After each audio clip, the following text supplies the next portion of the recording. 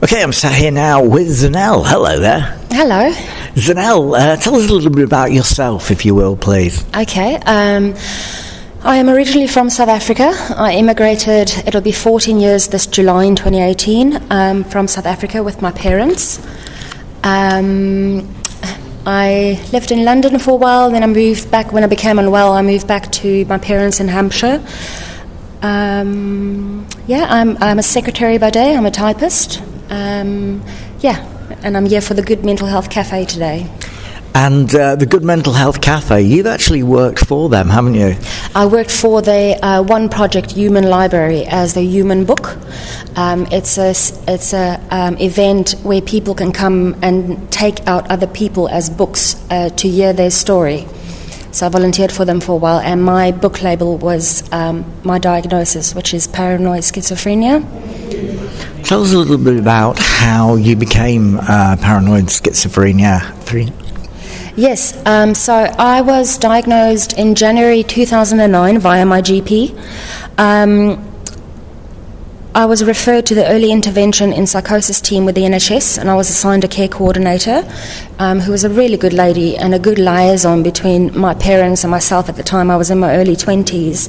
I saw a psychiatrist, and after some discussion with the psychiatrist, I was asking the same question: what led to my experiencing these experiences I was having, seeing visions, I was hearing voices, and to becoming unwell. And the psychiatrist said the immigration itself had a big impact on the onset of becoming unwell, and because once we immigrated, it was only a year or two after that, I moved away from home to independently go and live in London, and I met some new friends in a big city, which I've never lived in the city before. We used to live in the countryside in South Africa, and I went through kind of a bad phase with myself, and because of that I experienced social exclusion from the only friends group I had in the UK in London.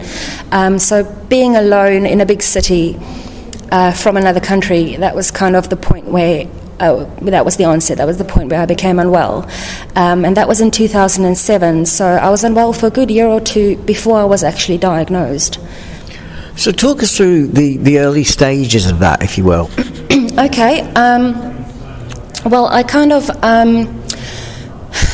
in 2008 I experienced a psychosis, which is a distortion of reality, as you well know. So many people might, with the paranoia label, might think, the FBI is after them or things like that. With myself, it was a bit different. I thought I was communicating, as in thinking, with people. And I was typing, because I'm a very fast typist. As I was hearing the voices, I was recording what they were saying in a Microsoft Word document, so I was typing it up. And throughout, I actually thought I was speaking speaking, hearing my mother's voice, for example, while she was sleeping in the room next door. And this went on every night until about 4 o'clock in the morning. I had 88 pages of Word documents saved of typing and communicating. It was not just my mother and my father, it was my lover my ex-lover at the time, and his sister and his mother primarily. And they were all thinking with me, I'm putting that in quotation marks, thinking with me to make me better, to go and be with him. That is what I was told. I was also told by the voices that we are not allowed to talk about this, so I couldn't tell anybody I was experiencing the psychosis at the time. I've got a very distinctive memory where I walked into the living room and called my father over to come into my bedroom and made him sit down at the desk with the Word document open, all excited and happy. And he's going, what? And I'm like, well, type. And he looks at me funny and he types, I don't know what to type here, and looks at me again, all confused, and he shakes his head and he walks out of the room laughing to himself. And I just thought it was the most magical experience ever I've experienced. Until the two realities had to meet. I went up to see this, to London to see this ex-lover of mine in person, and when I was there in person, it clicked. I was typing with him or his voice or at home, and the reality I was experiencing sitting with him in the room were two different things. And that's the point where I realised, that's maybe not true. So that was the onset of it. After that, I started to experience a lot of visions. Seeing my ex-lover, his person, seeing him walking around. I saw many visions, and I started to hear repetitive voices. So this carried on for a year or two. This one afternoon, by that point, I went for a run out for the afternoon, and I kept repetitively hearing the word mooi in my head, which in Afrikaans, from South Africa, mooi literally means beautiful or good. You can use it to say it's a mooi day, like it's a good day, but it's also like congratulations, to say well done. So it's a positive word, but I kept hearing it repetitively to the point, and with the climax of all the psychosis and the visions that led to the voices and the climax of all these experiences, something just snapped, and I started hitting my head violently just to make it stop. And I went home, and I was crying, and I sat at the table, and I'm crying, and my father came over, and I said to my dad, something's wrong, something's not right. Up until this point, nobody knew about the Word documents or anything like that, so he took me to see my GP, and I just unloaded everything that had happened up to then, and that was the point where he referred me to the early intervention in psychosis team with the NHS. And initially, what kind of help did you get?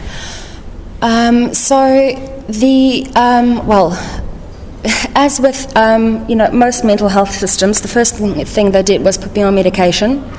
They put me on a high dose of olanzapine, which didn't make the voices stop. It didn't stop the visions, which is quite frustrating, or it was at the time. I was on it for a year. I jumped 2 dress sizes up. At the time, I was terrified of going out running for fear of hurting myself again or getting angry. So I started doing yoga indoors at home, which was a big help.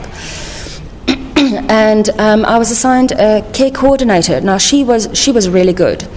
As I mentioned, she was a good liaison between my parents and myself, because for fear of knowing that it's crazy, in quotation marks again, I found it really difficult to explain to them precisely what's going on. But I could to her, because she was asking all the right questions, and then she would go and relay it to my parents, which was a big reassurance for my parents at the time. So the medication, I had the care coordinator. That carried on for a few years. I've been through various medications. The olanzapine wasn't working. They put me on Abilify, which is called aripiprazole, high dose again. Throughout the first 2 to 3 years, I stopped taking my medication. Then they'll put me back on it, and I'll stop taking it again, because the pills, to me, don't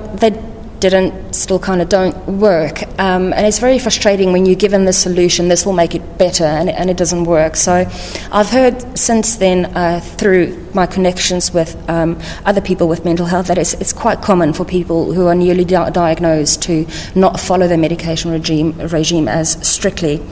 So I had the olanzapine, I had the Abilify, I had the quetiapine as well, high dose 300 milligrams. Interestingly enough,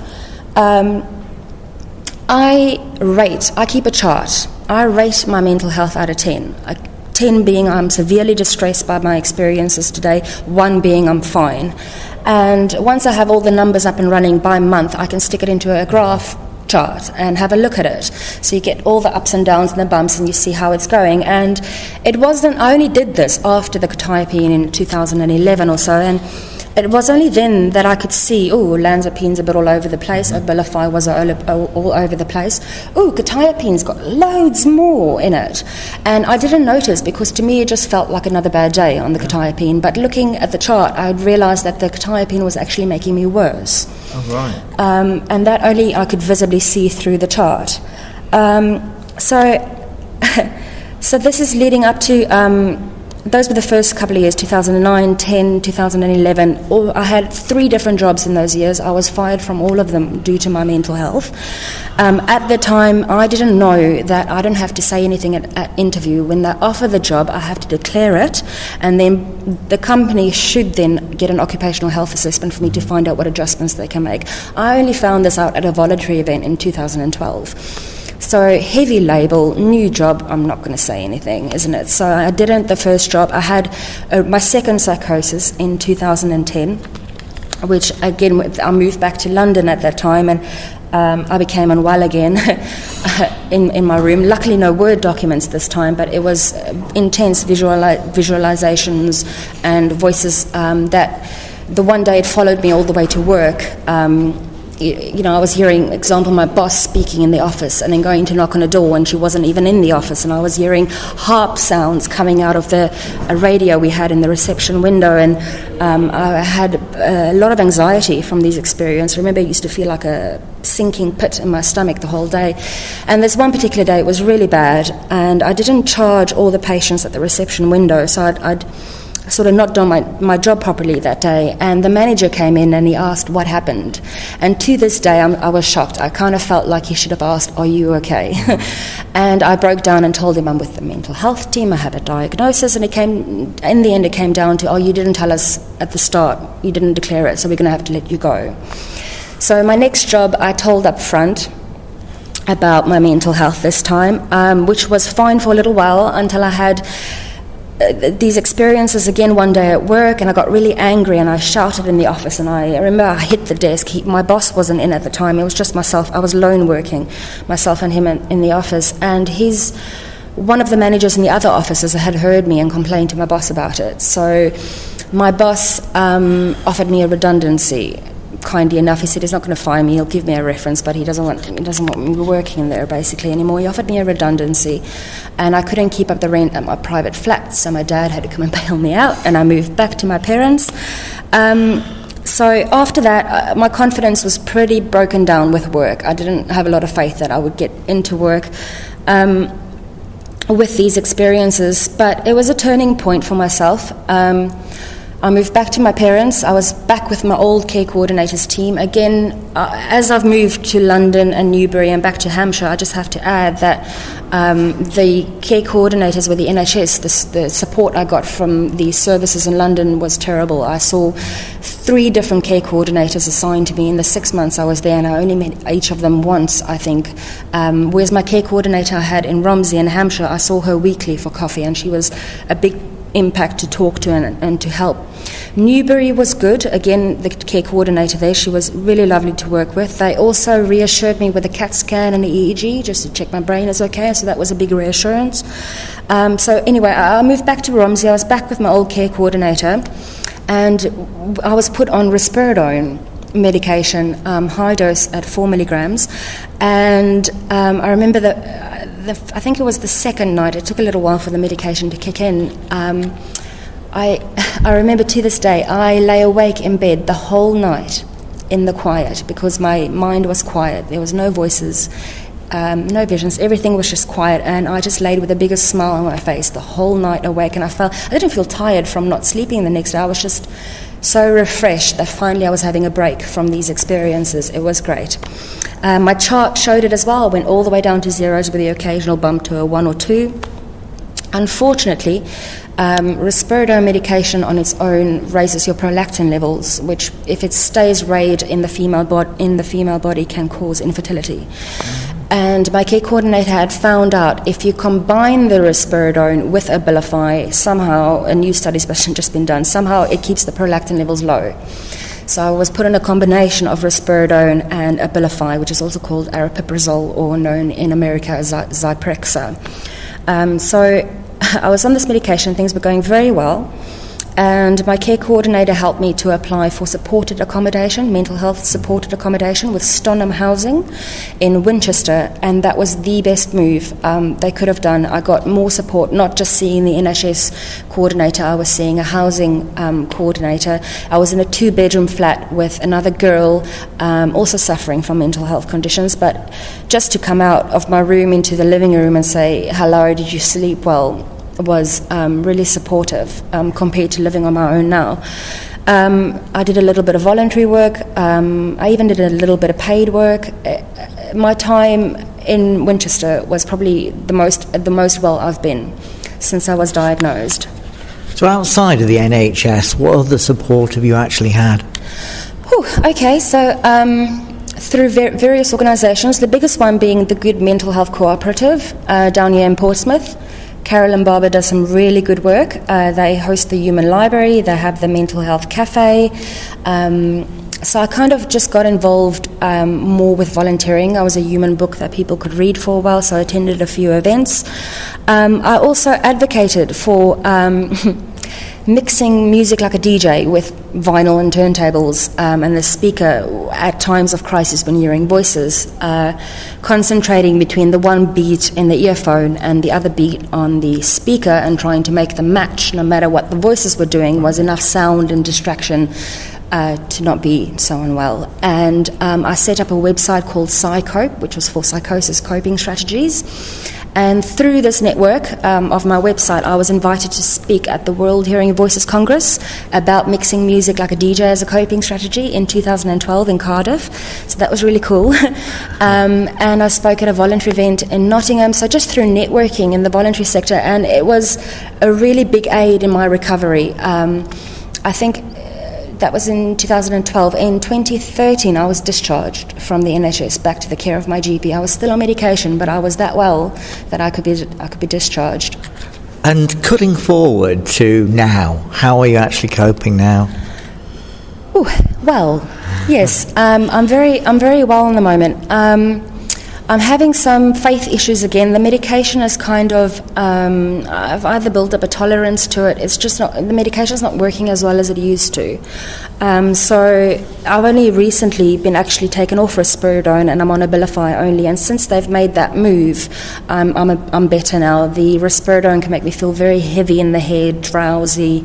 I have a lot more dreams now, but I'm feeling lighter in my head and lighter in myself.